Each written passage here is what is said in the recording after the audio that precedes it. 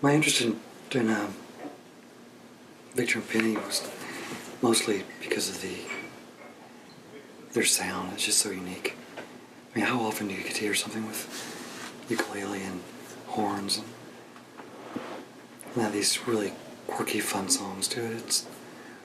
It's so fun. Such a privilege to work on this record.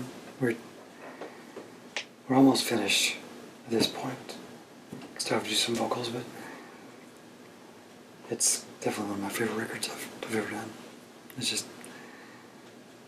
refreshing to hear all the strings, and it's not clouded by loud drums and production. It's them at their finest.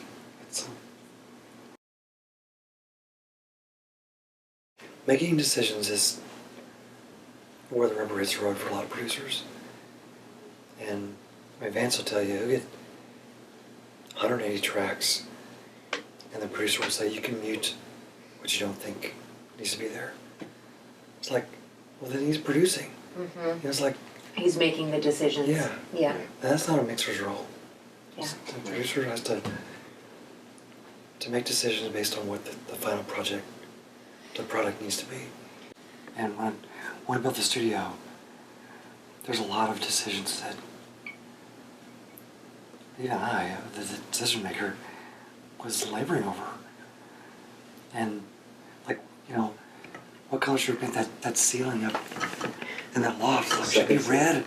Should it be black? I don't know. And the contractor was like, trust me, we'll do it black and you'll never think twice about it. You'll love it. And I was like, yeah, okay, I trust you. And it's having that for you, a third voice to just say, you know, trust me, this is good. And you can go move on to the next decision. There's thousands of decisions that we've already made. There's probably another 1,000 we'll still make. Yeah. I'd say the biggest challenge is on their end, working with me. Because I push some in some areas that they may not be used to being pushed, and it's hard for an artist to come into a studio with a guy they rarely know and submit their songs that we've been playing for years. It's like, what do you think? And okay. So to have a voice, give her that one. Okay. Have a voice in their songs that they're not accustomed to hearing, and also may rub against what they're used to hearing.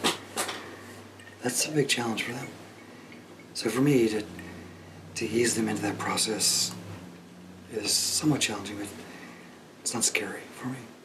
I'm used to it, and they were easy on me. The stuff that they were reluctant to hear, I asked them to listen to a couple times, and sometimes it didn't work, and sometimes even I was like, no, that's wrong. And we went back to the original, and it's a collaborative effort. We've talked about that. I think I've said this, or you said this, the sum is greater than the parts.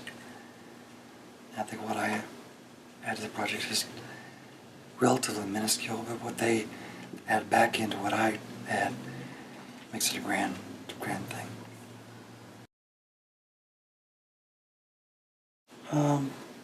The background vocals on Rickshaw Chase was pretty fun, so we get to bring everyone in.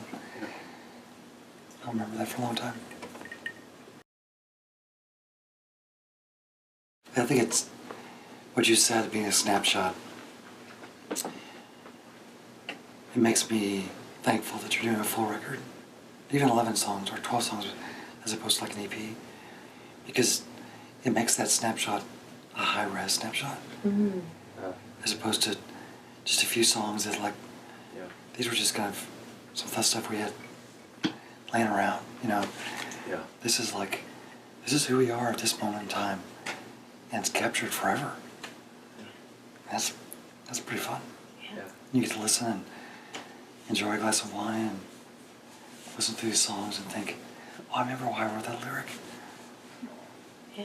And for the listeners, it's going to take them in places where you can't even imagine. Yeah, there has to be the soul behind the music, and that's what they offer, and that's what attracted me to them. So good. Cheers.